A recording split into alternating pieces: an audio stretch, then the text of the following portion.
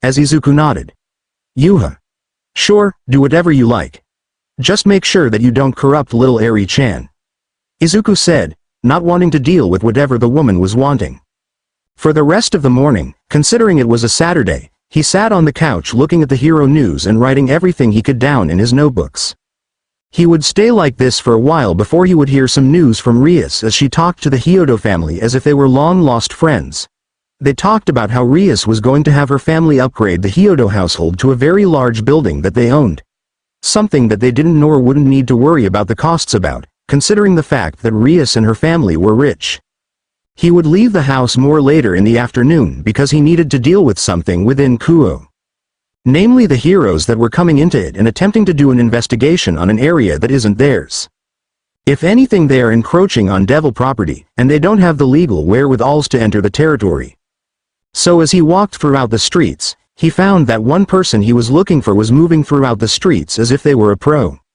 Not only that, but they tried to look the part of a civilian. Not that their skin helped that much. This person was none other than Bubble Girl as she traversed the area without even trying, although Izuku could recognize her from a mile away from how she looked alone.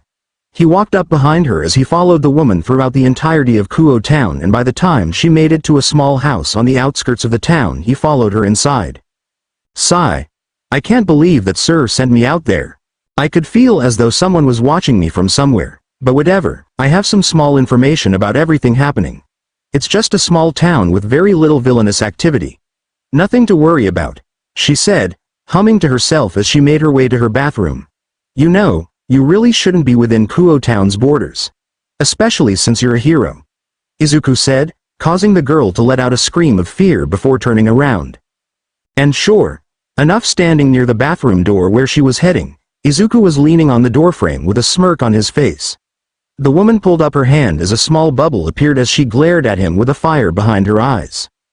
Who are you, and why are you inside this safe house? She asked, with some slight fear in the undertone of her voice. Me? I'm not someone you should know. If anything, I am just here to give you a warning. Izuku said, walking past the heroine and stopping with his back facing hers. And what is this warning? Bubble Girl asked. You are encroaching on land that isn't belonging to the heroes. Much less the HPSC, so it's best if you hightail it out of here before you start to cause a war between humanity and something that you would rather not wish to find out about. Izuku said, before leaving the house. Before closing the door, however, he looked back at Bubble Girl as she turned to look at him with some slight fear written in her eyes. I should give you my name though, but you won't find it anywhere on any kind of registration forms. Aside from a fake name and identity. My name is Halphus Izuku. And I am not somebody you would like to anger. Izuku said, before leaving the house, closing the door behind himself. Walking back home, Izuku would feel happiness welling in the bottom of his heart as he felt pride for protecting land that didn't belong to the heroes. Although the fact that the HPSC were moving on ground and territory that didn't belong to them, it concerned him greatly. The simple fact that they had a hero investigate a town that had nothing to do with the main lifestyle of heroism was greatly concerning.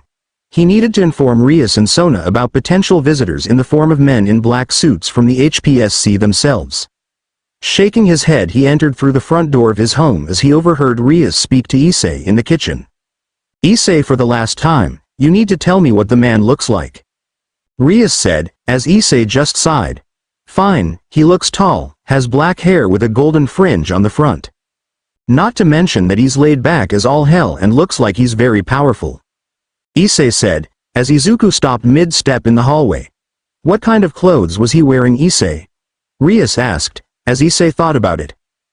I think I remember him wearing a black cloak-like overcoat. Not to mention he did wear a black kimono one time when I first visited him. Issei said, as Rias sighed. Okay, so you have a contract with the leader of the Grigori Azazel. That's something to know about. Is there anything else I should know about? Rias asked, exasperatedly. I think you should know something, Rias. Izuku said, causing both Rias and Issei to look at him. What is it this time, Midoriya-kun? Rias asked, laying her head on the table. The HPSC had sent Sir Nightai over into Kuoh Town earlier this month. It was to check out what had happened last night between you and Kokebile. Izuku said, as Rias let out a massive sigh of exasperation. Well, that'll do it, she said, passing out at the table.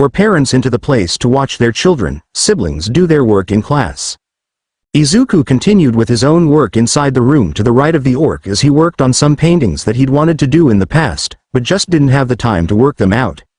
He smiled at the picture that he'd made of pro-heroine Midnight as she sat in a bakery in a normal clothing attire, a pink cardigan, wearing glasses, as well as a skirt that revealed a bit of her thigh whilst also wearing thigh-high tights. She had a small blush on her face as she drank some hot chocolate as it snowed outside the store. She was in with people walking on the streets. Izuku smiled at the painting before putting it up on the wall nearby as he smirked to himself, as he made the small thought to himself that was muttered out. A job well done. Izuku huffed before moving on to a new painting. This one would feature the battle between Mirko and another villain that he'd had the pleasure of watching on the news the previous day. If he remembered correctly, it was a Nomu creature that the news talked about. He was beginning the drawing with making her in a pose that was similar to one of her super moves, Lunar Fall. The Nomu however was looking much more lifelike as they were holding their arms in a cross-guarded form as Mirko's foot was just millimeters away from their arms. He was just about to finish the rough draft before he would add more lifelike things to it when he was interrupted by someone entering the room. Looking around the painting rack he found that it was a familiar face as they had yellow hair in drills on each side of her body. "Morning Halfus-san, want some tea?" Ravel asked, as she looked at him. "Sure thing. I need a break after finishing one of my paintings earlier," Izuku said, as he stood up from his painting rack. They both moved to a small table as Izuku washed his hands and arms as he cleaned the dried paint from them before sitting down on the ground near Ravel at the small coffee table. She had pulled out 2 teacups and a teapot as she poured them some tea and made some pieces of cake appear on the small table before the two started to eat in silence. "So you were painting? Who were you painting?" Ravel asked, as Izuku nodded. "I was finishing a painting that I'd started a few months ago. I had the rough draft of pro-heroine Midnight in a bakery. You can see it on the wall right now as a matter of fact," Izuku said, pointing at the wall behind her. "Wow, it looks beautiful. I didn't know that you could draw and paint this good," Ravel complimented as she saw the painting. "I'm sure that there's better people out there who can do that much easier than I can. It takes about a couple of days in order to come up with an idea for it," Izuku said, rubbing the back of his head. "Well, do you think you can do a painting of me?" Ravel asked, as Izuku looked at her. "Well, what did you want the picture to be of?" Izuku asked, confused. "Well, could it be something that only I can look at?" she asked, as Izuku nodded. "Sure thing. How do you want the painting to look?" Izuku asked, as Ravel thought about it. "Which painting were you doing before I showed up?" she questioned. I was doing a recent battle that Mirko, my rook, had partaken in just the other day," Izuku said, turning the rough draft to Ravel. You got her proportions perfect, although her height is a bit shorter," Ravel said, as Izuku looked at the rough draft. "She's shorter? I thought she was taller than me," Izuku asked, as Ravel shook her head. "She only looks taller because of those weird rabbit feet she has on her legs. There's something to help her with her rather short height compared to other heroes out there," Ravel said, as Izuku nodded. For the next few hours, the two remained inside of his little clubroom for arts and crafts.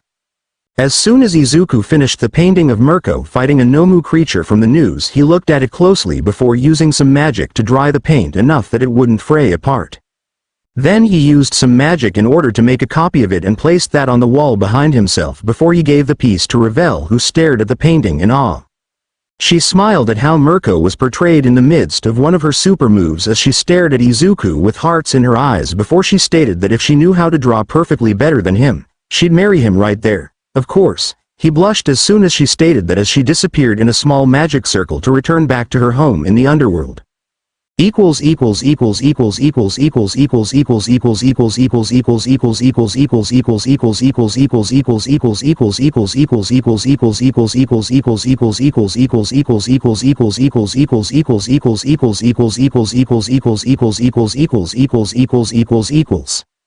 Parents' Day had officially arrived, and Izuku was more or less nervous for what he'd have to deal with. Not that he'd dealt with it before with Inko when it was Parents' Day in the past. She didn't really care about him to even go. So here he was in his classroom as he looked at all the lesson plans that he was given for the day that the parents needed to watch the students go over. Izuku nodded to himself as he focused on his time in the classroom as he felt himself forget that nobody from the Hyoudou family were watching him as he let out a small sigh of relief. But that was short-lived when the door to his classroom was opened up and he saw both Ryukyu and Mirko had appeared in the doorway, causing everyone inside to look in their direction with confusion as well as worry. "Don't worry, we're here for Midoriya-kun. Just ignore our presence," Ryukyu said, as she moved to the back of the room. "You got this, ya little brat," Mirko said, as Izuku's head was filled to the brim with internal screaming. The day continued on with Ryukyu and Mirko watching over Izuku from behind as the young man moved throughout his classes without fail.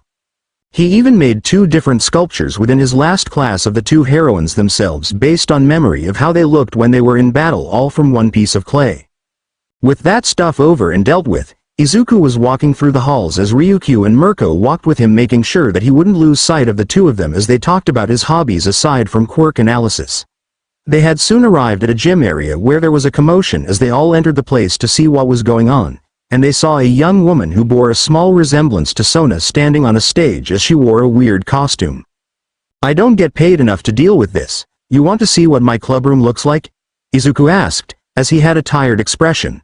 "Sure thing, brat. Maybe we can get a little frisky whilst we're at it," Mirko said, with a smirk causing him to blush crimson. Maybe later. "I would prefer to just paint you both instead," Izuku said, as Ryukyu just slapped Mirko on the back of the head. "Would it kill you to not be so flirtatious for once? We're trying to pose as Midoriya-kun's older siblings," Ryukyu admonished as Mirko just laughed.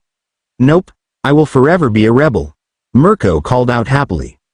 In a few minutes the trio had arrived at the clubroom where Izuku held his painting club, although when he told them the name of the club itself, they just decided to run with the painting club instead. So here the 2 women sat on the couch as Izuku brought out some painting supplies as he began a rough draft in pencil and pen as he drew the 2 heroines on the couch, unaware that he was going to get a guest soon. As soon as he was finished with the rough draft, it took about 35 minutes to do, considering he had to do the background as well.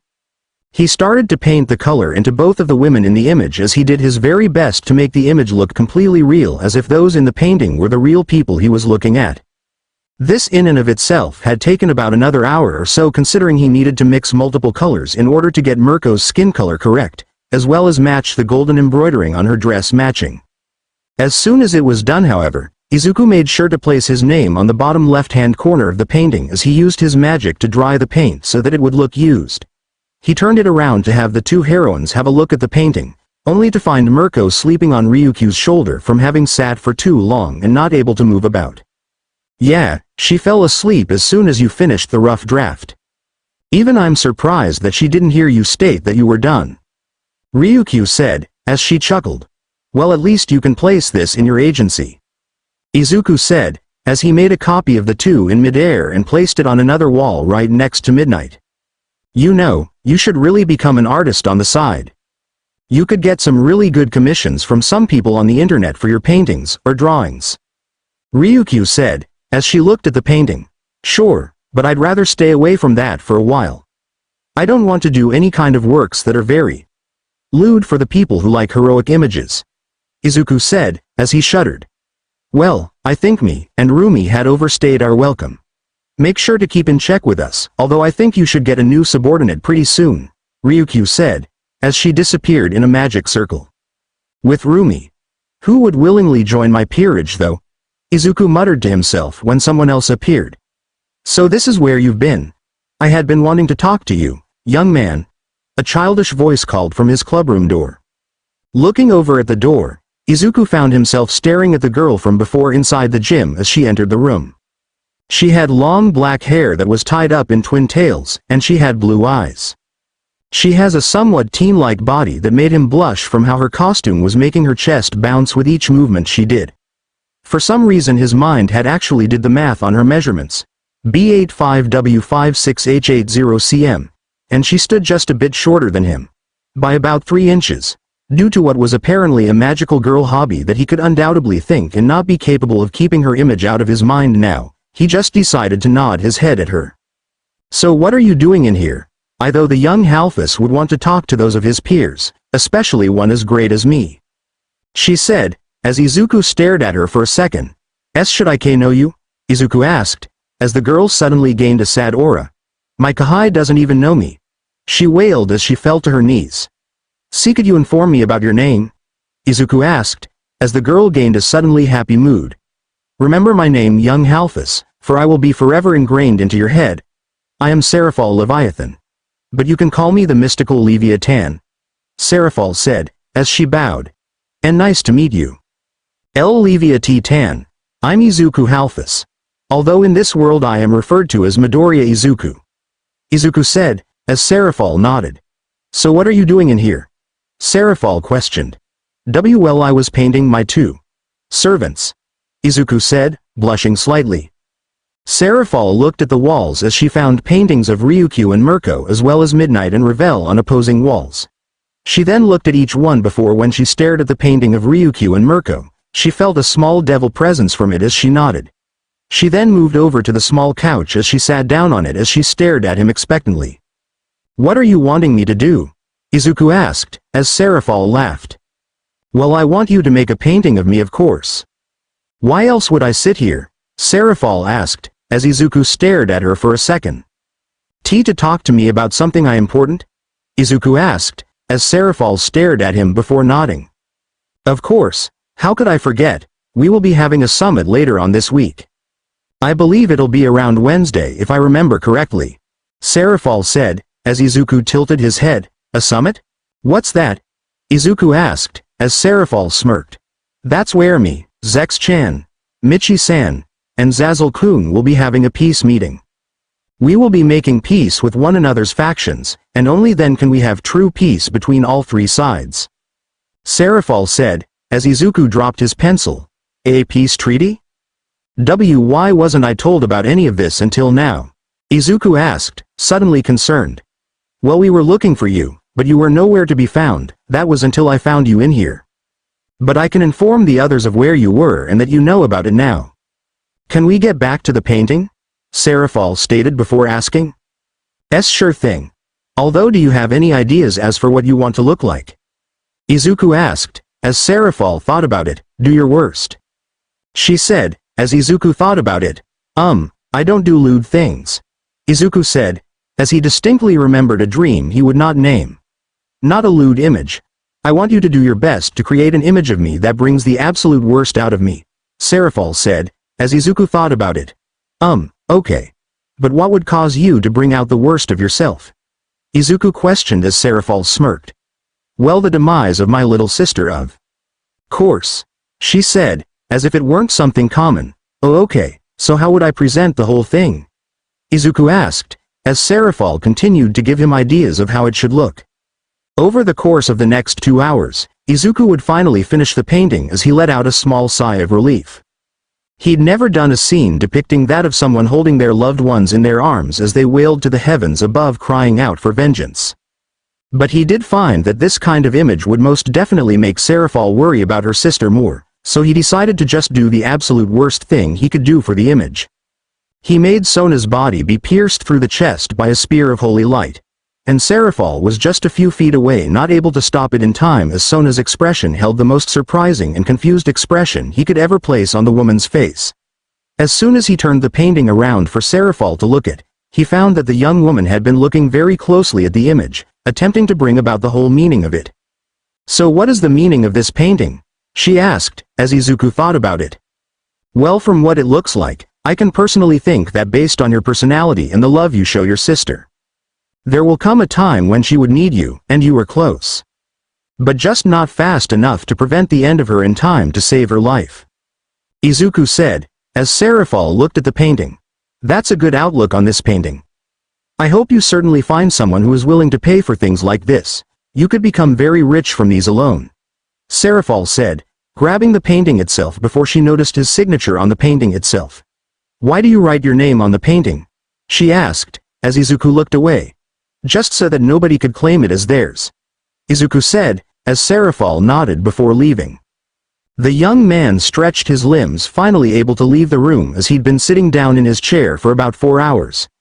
It was nearing dusk and he was heading down the steps of the old school building when he came across something different than usual. He found himself staring at someone who had seemingly been attacked. Rushing over to them, he couldn't help the thought that came to mind.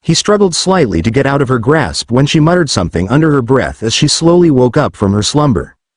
Last time I ever bring Mitsuyoshi into my bed, damn cat. She muttered before stretching her arms. Not to ruin your mood be bubble girl. But could you let go of me? Izuku asked, as the girl stopped in her tracks before looking at him. Please tell me that this is my bedroom? She asked, as Izuku shook his head. Did you do anything to me? She questioned, seriously. What? No. I wouldn't do that to a heroine, especially one who works for Sir Nightai of all people. Izuku said, incredulously. Oh good, I was brought into the home of a hopeless virgin. What's next? The neighbor is a massive pervert wanting to become the Harem King. She muttered to herself, as Izuku felt offended. To be fair, that second part is true. But I don't think you should refer to the person who saved your life as a hopeless virgin. Izuku said, as Bubble Girl cursed herself, sorry kid. Can you tell me what in the hell just happened? She asked, as Izuku explained how he found her in explicit detail. Okay, so I'm now a devil. Anything else I should look out for? She asked, as Izuku nodded. Keep on the lookout for stray priests as well as many other foes who hate devilkind. They are kind of fanatics about killing those who stray too far from their master. Izuku said, as Bubble Girl nodded. So I guess I should be retiring from heroism? She asked, as Izuku shook his head. No, you don't have to. Just make sure that you don't get hurt too badly. I would need to do skin-on-skin contact healing in order to heal your body faster. Izuku said, as Bubble Girl nodded. Thanks for the heads up. Also make sure to keep any and all weird monsters in your territory under lock and key. That one took me on without any effort and nearly killed me. He was chased off by someone else who chased after him. So I have no idea what happened. Bubble Girl said, getting Izuku's attention. I will keep that noted. What are you going to inform Sir Nightai about? Izuku questioned. Well, nothing to be exact. I will just tell him that there is nothing wrong with this city and that we should leave it to the locals. She said, as Izuku let out a sigh of relief. Oh, thanks Satan. By the way, you can't use God's name in a sentence anymore. Otherwise, you will be struck with a massive headache, too much and you will be essentially exercising yourself. Izuku warned as Bubble Girl nodded and left without making a sound. Over on the other side of Japan, both Mirko and Ryukyu were preparing for a press conference. The two were reaching up in the age range where they'd rather settle down, even if they were effectively immortal right now, but they would deal with that part of the conference later. The two sat down in the chairs gifted to them by the HPSC representatives as they prepared for their proper send-off from the top 10 pro heroes of the country of Japan. Looking at one another, they gave the other a brief nod as they thought about how they would talk to the press about this kind of decision. It wasn't often that a top 10 hero had decided to retire so early on in their career. But for them both to retire at the same time, there had to be a reason for them to do this, so they decided to make sure that they tell the world that they are retiring because they just don't feel like being heroes anymore and want to just settle down. Soon enough it was time for the conference to begin as both heroines stared at their bodyguards for the meeting. They would most definitely lose some adoring fans out there, but this would be to further hero society, allowing those who were in the lower rankings of the top 20 to make their marks. Alright everyone, as you all know by this meeting something massive is about to be dropped. And it might affect heroism as a whole completely because of it. And to be perfectly blunt in what our decision is right now. We are going to be retiring from heroism as a whole, Ryukyu said, as the press were all quiet. Then Mirko spoke up. Yeah, so don't get all prissy because we are just going to stop working. Just because we are retiring doesn't mean that we won't step out of retirement to just save people. We still have our licenses. But that doesn't mean that villains out there can just step out because 2 top 10 heroines are leaving. Mirko said, as the press erupted into chaos. Miss Ryukyu, can you tell us why you are retiring? One of the reporters called out. The answer to that is simple. Me and Mirko just simply wish to retire and live out our lives the best way possible. Considering we just want to settle down from our life of crime fighting, what could be a better time to do it than now? Ryukyu asked with a small smile. Is there any other reason as to why you are both retiring at the same time? Another asked. Well, to answer that, both me and Ryukyu are both as old as we can get. We may be nearing our early 30s, but that doesn't mean that we don't feel older. We have seen some things that can make grown men cry for the heavens and pray that their eyes were forever nulled. Mirko said, as the reporter looked at her. What are your reasons for leaving heroism, Mirko? You are quite easily known for not giving up. The reporter questioned as Mirko smirked at the camera. That's because I found myself a maid and I would like to spend the last few decades of my life fostering my little bunnies to become heroes and carry on my legacy as Mirko. The woman said, with a smirking ego. Like Mirko said, we have animalistic traits within our quirks, so that means more than you might think. Ryukyu said, as the reporter gained a slight blush. So does that mean you both have found your mate, in layman's terms? She asked as both heroines nodded. Who is this mystery man that you are talking about? Another reporter asked, seemingly fuming that it wasn't him. Sorry, but we cannot disclose that name, for he doesn't wish to be brought into this kind of media attention, Ryukyu said, before Mirko spoke up. That's because he hates you vultures and would rather live his life in peace and not have the literal paparazzi coming for his ass for bagging two good-looking heroines, Mirko said, as Ryukyu blushed at her words. He's shy on camera? A reporter asked. In essence, he doesn't like the attention that the media gives, so he would rather stay outside of the world's politics. That is all we have for now, but we will wish you all a great year, and I hope our successors can take over from where we stopped. Ryukyu said, as the entire media swarm had erupted into chaos once again. Leaving the building, the two began to start their trek over to Kuoh Town to begin their life of living in the town.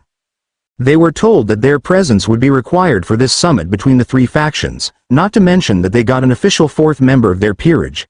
And they couldn't wait to meet who this new person might be. It could be anyone.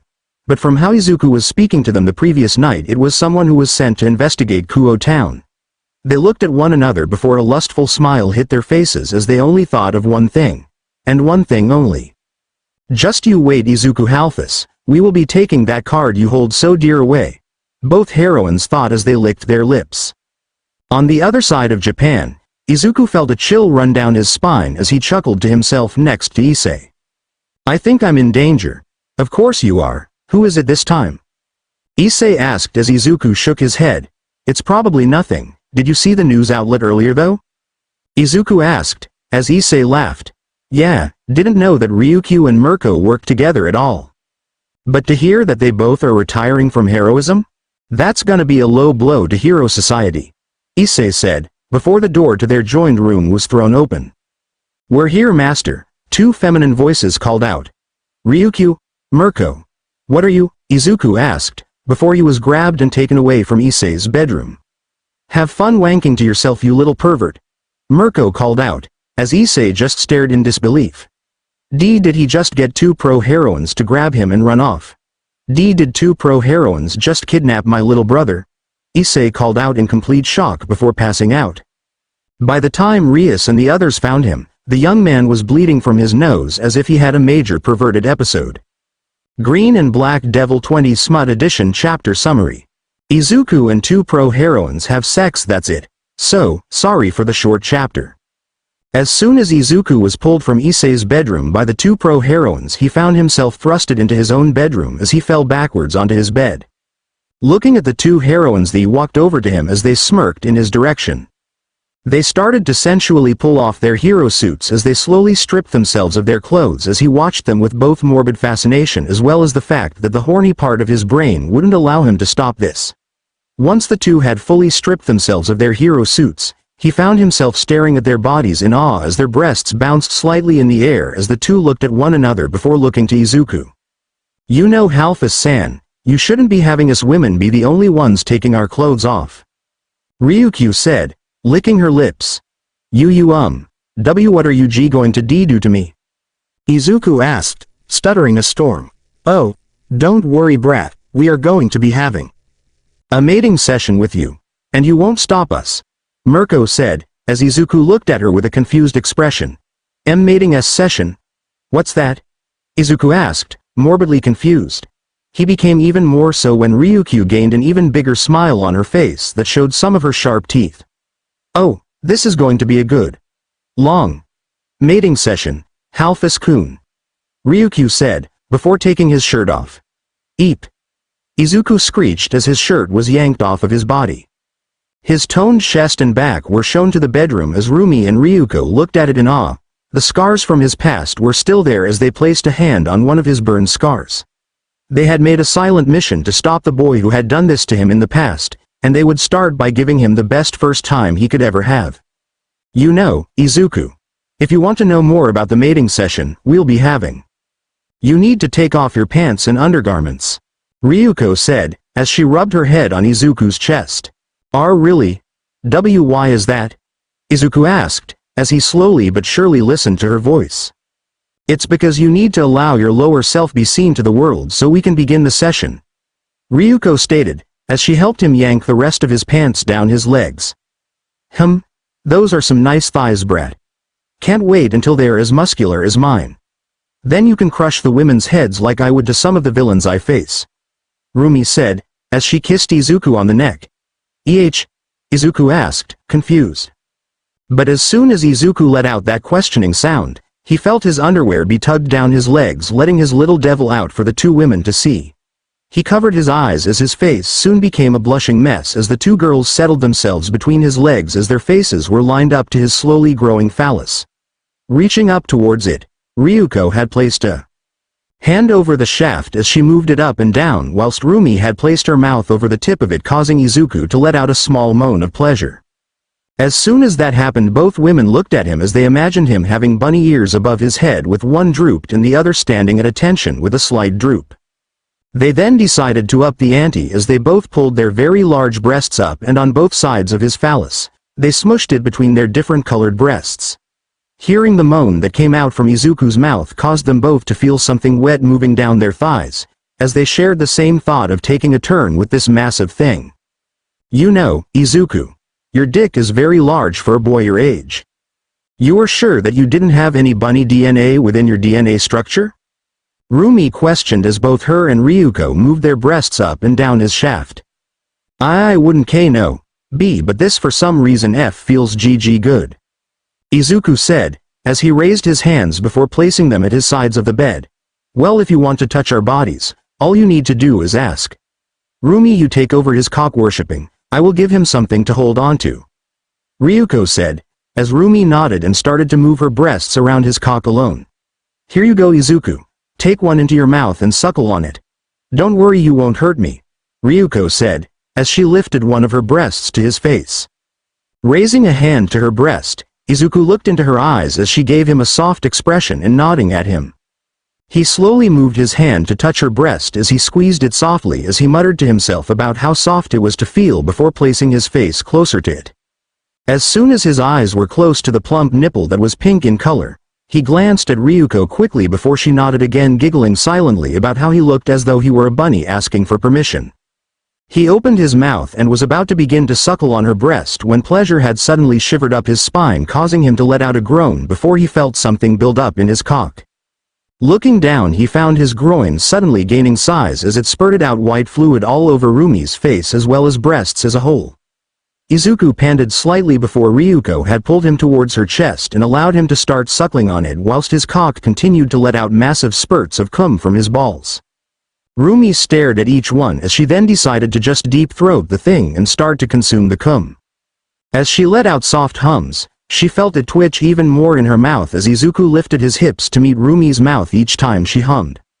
As soon as Izuku's hips stopped humping Rumi's face, she immediately decided that enough was enough and climbed on top of him as she lowered her own crotch over Izuku's very large cock. Looking at the blissful expression on Izuku's face as he suckled on Ryuko's breasts, Rumi decided to lower herself on Izuku's still hard cock as she felt it penetrate her depths with such speed that she thought that it was smaller than it appeared. But as soon as she placed herself halfway down his shaft, she found out that moments later, only half of it had managed to reach her cervix inside her body as she let out a small tremble. Damn, it appears that I can't fit him entirely in my body, Ryuko. I guess I need to stretch myself out to accommodate, Rumi said, before she started to bounce on Izuku's lap. Rumi, remember, don't do him too hard that I can't have my turn, Ryuko warned as Rumi flipped her off. Screw you, dragon bitch. I'm getting this man meat right now. At least you got him suckling your teat. Maybe it will make him hard again after he's given me some bunnies in my oven, Rumi said, as she bounced faster, causing Izuku's breathing to labor slightly. Well, Make sure that he doesn't soften by the time you're done. I want my turn after you," Ryuko said, as she focused her eyes on Izuku. The boy as of right now had been playing with her breasts for a while now, so much so that she knew now that she had officially made him a tits man just from how he was messing with them. She smirked to herself as she mentally told herself that Nejire would love to have a boy this pure, but she decided to wait to show Nejire to him. He needs the social interactions between the friends he has here. Over the next few minutes, Rumi could be seen bouncing on Izuku's hard-throbbing member as it suddenly began to show signs of twitching from within her body. Rumi smirked as she bounced faster and faster, as well as pushing it deeper into her depths enough that once she felt that he was about to bust inside her, she managed to have his tip at least push past her cervix and enter her womb before releasing all his cum inside. Outside, however, Izuku's face scrunched up in pleasure as he let go of Ryuko's breast in order to groan loudly as he turned his attention to Rumi and pulled her close to him by wrapping his arms around her shorter frame and pulling her to his chest. Once she was at his chest, she felt him slowly change their positions as he placed her in a mating press as he pushed in and out a few more times before he finally stopped coming inside of her. As her face resembled that of an Aigao facial expression, he turned his attention to Ryuko as she was already on her hands and knees as he lined himself up behind her. Looking into her eyes, she nodded as he thrusted into her depths and began to thrust into her immediately, causing her to scream out in ecstasy. As he thrusted into her, he raised one of her legs as he pushed even deeper than he already was and managed to have the tip of his cock reach her cervix alone as he felt its tip kiss his own tip. Feeling the tips touching, Izuku immediately lost himself to his lust as he continued to thrust as fast as he could, causing Ryuko to let out moans of lust before she felt him changing their position. He lifted her body around to face him as his arms lifted her legs into the air before pushing deep into her depths again, causing her legs to wrap around his back as he thrusted deep within her. Raising his head from her chest, he gave her a deep passionate kiss as she returned it with one of her own as they battled for whoever would be the dominant one in the kiss. But as soon as Izuku placed his hands on her breasts, she immediately moaned in pleasure as he thrusted even faster, his cock twitching deep within her depths. Soon enough he found that he was about to cum before he pierced through her cervix and released gallons of cum into her womb. He had done the same with Rumi as from the side her belly looked inflated somewhat, only a little bit, but it was larger than it was when she had first arrived. As for Ryuko, Izuku's cum was inflating her belly at an astronomical rate. By the time Izuku was done coming, however, it wasn't able to escape considering how he beat her cervix up enough to store his cum deep within her body. Ryuko laid on the bed with a happy smile on her face, her golden eyes having hearts in them as she stared up at the ceiling. Pulling out of her body, Izuku looked over at Mirko as he entered her pussy, this time causing her to let out a moan of pleasure as he fucked her body until she was completely unconscious. Once he was finished, he found himself back in control of his body as he stared at the naked forms of both Ryuko and Rumi as they laid on either side of him. Although there was a slight problem. His cock was deep within Mirko's pussy, plugging it up as he felt the heat of her body keeping him warm. He then felt teeth entering his shoulder from both sides of his neck as he looked at Rumi and Ryuko from the corner of his eyes. Their faces were on his shoulders as they lustfully looked into his eyes as they spoke to him. "You are our mate, we thank you for your service," they said, as they both kissed his cheek, causing him to blush slightly. Green and Black Devil. 21 Chapter Summary. A week passes after Rumi and Ryuko mate with Izuku. Chapter notes: sorry about this, but the chapter will be shorter than usual. I hope you all can forgive the much smaller chapter. A week has passed ever since Izuku lost his virginity, and he has been showing signs that he was much more confident than he used to be. He was even flirting openly with Elizabeth as she blushed every time that he essentially hit on her, and she seemed to reciprocate the flirting. After about that week of confidence boosting Izuku, the young man had finally asked Elizabeth if she could go out with him, to which the girl had accepted. The two were now an item, with Rumi and Ryuko as the other two who were a part of his small little polyamorous relationship. Izuku found himself moving about the underworld as he thought about what he should be doing in terms of helping out the underworld. He just decided to continue his love of drawing as he continued to make sketches of pro-heroines of his world as well as strong figures within history that just so happened to be in their female counterpart form. He found himself enjoying the time he spent with drawing a lot more than he used to, considering he never had friends that wanted to enjoy the hobby with him, at least until Elizabeth took a liking to it.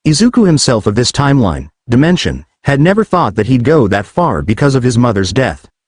Shaking his head as he waited on the bus, he felt as though someone was watching him from afar. Looking out the window, he found the person watching him, and he shivered in slight fear as the two women who were standing outside of the Hyoudou household were gazing at Izuku with lust. It was both Ryukyu and Mirko as the two heroines waved at him with a wink. Waving back at the two, another couple of students found their spots within the bus before Elizabeth had found her spot next to Izuku, as the young man was finding himself feeling happier with her presence. The two conversed amicably as they thought about all the sights they'd see when they entered Kyoto. Issei had sat next to his perverted friends, with Xenovia, Irina, Asia and Kaneko sitting nearby. Izuku looked at Elizabeth with a small smile as the dog girl happily smiled back at him. "You ready for the first field trip for our grade?" she asked, as Izuku nodded with slight nervousness. Yeah. I've never thought that I'd go to Kyoto in my life. But at least I'm doing it with you," Izuku said, smiling at Elizabeth. "You know, I think that if you are a good boy there in Kyoto, I might give you a treat," Elizabeth said, causing Izuku's face to blush. Really?" Izuku asked, slightly curious. "Yeah, don't think that I haven't noticed the smell of both Ryukyu and Mirko on you after your little excursion the previous week," Elizabeth said, as she glared at him with a pout. "I'm sorry, I didn't know that they were going to do that after retiring," Izuku said, sadly, as a small rain cloud appeared over his head. "Hey, I'm not mad about you losing your V-card. I'm just a little mad about not being the first one," she said, as Izuku looked away in embarrassment. "What's this I hear about someone losing their V-cards?" a wild Issei said, whilst appearing out of nowhere. "No, nothing, Issei ni," Izuku said, as he looked away from the older boy. "Oh well. At least we all know who it was with, right?" Issei asked, looking at Izuku with a teasing look. "What are you talking about?" Izuku asked, as Issei pointed at the two retired heroines. Izuku hid himself behind Elizabeth for the entire trip over to Kyoto, as everyone asked him millions of questions about the sexual time he had with the two heroines.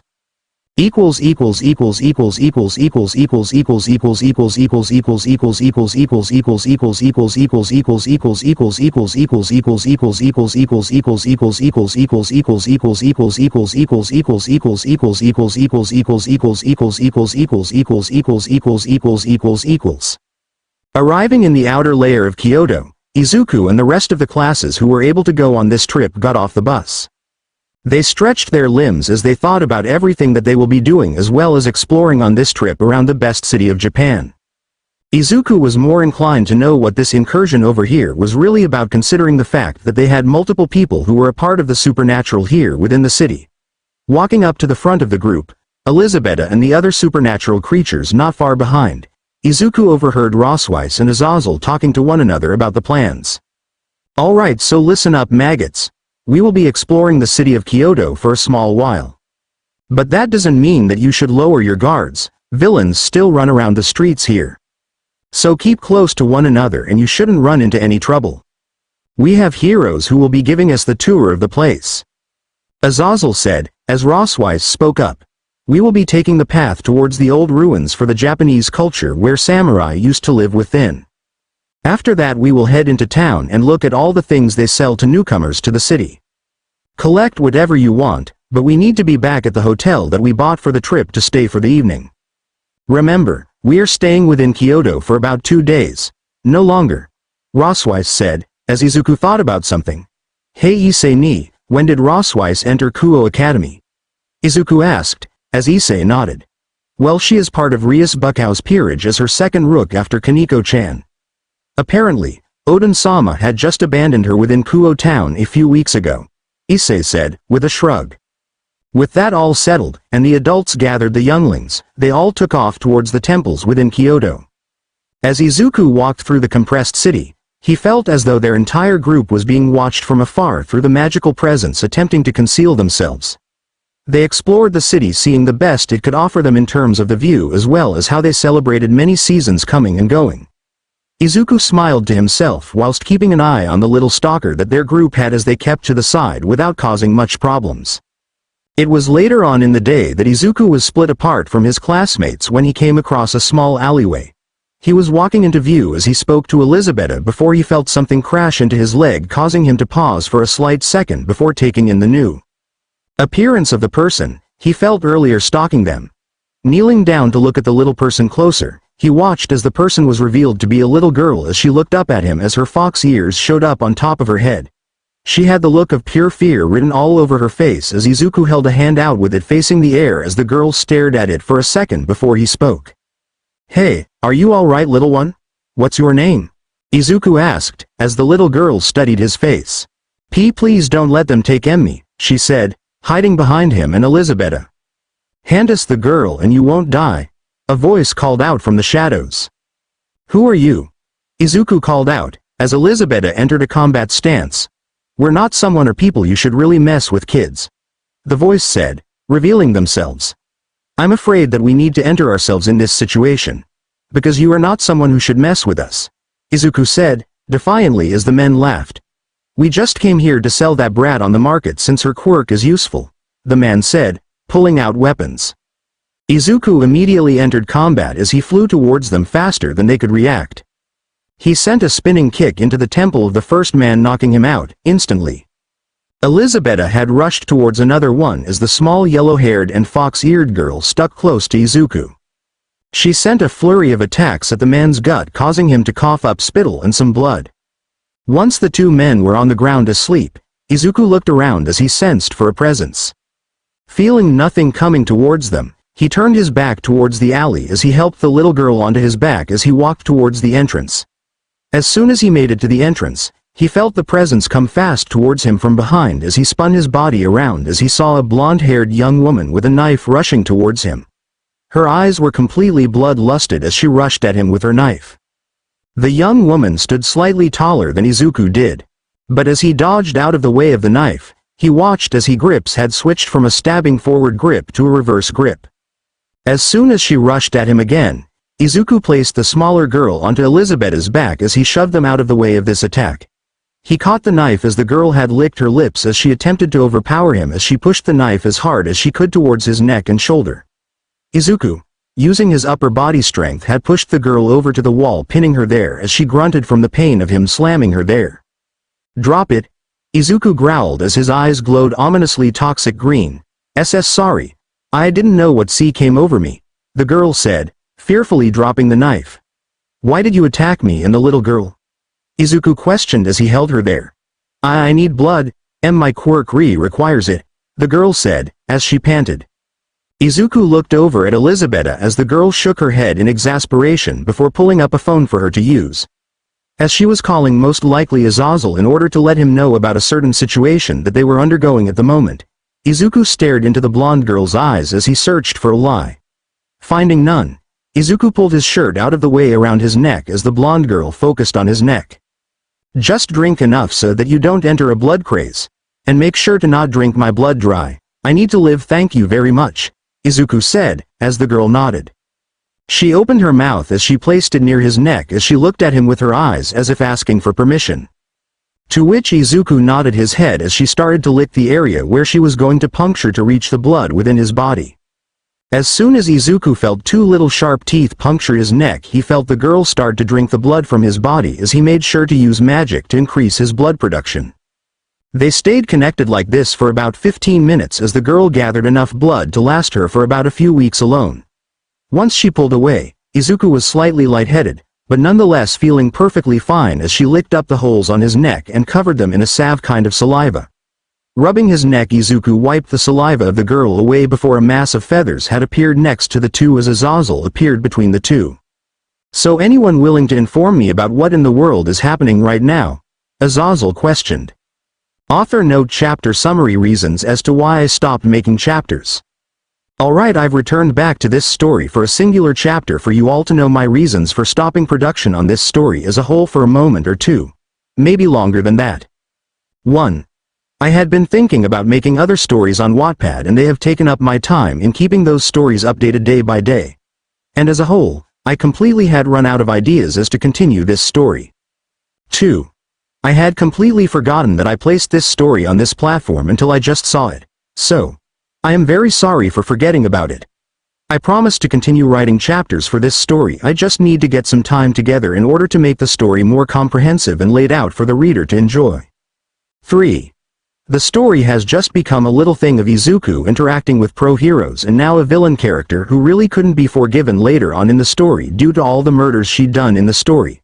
But since this is a story where everything takes place before the summer training camp story arc, I brought Himiko Toga into the story.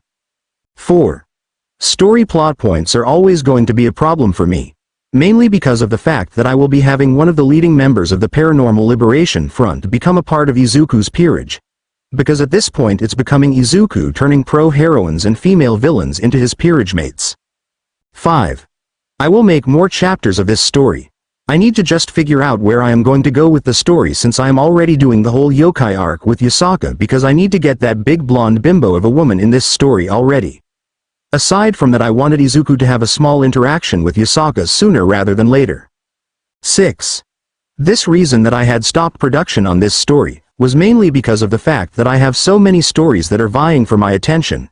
What with stories like Izuku as a Mobian, that's it, a world of power and I have none, Walker World. A Boy's Stand, Walker World. A Boy's Stand, Telltale Edition.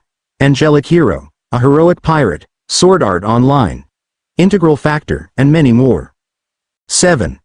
The final reason I stopped production was because I am trying to get back into gaming a little bit whilst keeping up on my daily chores outside of these stories and games. I need to make sure that I reach around 44 hours a month in order to pay for my bills. And if I can't keep that up, I will need to either move out, or get a job in an area where I am not getting much attention due to my many jobs on my application and having very little experience in a town that relies on familial knowledge of skills. Aside from all of that, I apologize for not making more chapters of this story. I know that you all probably are angry that there hasn't been another chapter for this story in a while. So I will do my best in order to give you all more chapters of this story in the future. See you all on the next story, and if you want more stories from me, read the other stories that are shown in reason number 6. I will see you all on the next story chapter on this platform. Green and Black Devil. 24 chapter summary explanations are given. Kuno is here. Izuku stood in the alley in front of Azazel and Elizabetta as the two stared at him with concern. The young man had looked over at the yellow-haired girl who he would be thinking to have joined his peerage later that evening. He let out a sigh of exasperation before he spoke to the two as he decided to just tell them what had happened. So do you want to know what happened between me and her, or do you want to know how it happened? Izuku asked. I would preferably want to know how you managed to bag another woman into your peerage, but I would like to know the context. Azazel said, as Izuku just sighed again. This is Toga Himiko. She has been suffering from a lot of blood deprivation. Her parents had been apparently keeping her from consuming the right amount of blood that her quirk requires her to drink. Izuku said, as he introduced the yellow-haired girl. Okay, anything else I should know? Azazel asked, as Izuku pointed to the girl in Elizabetta's arms.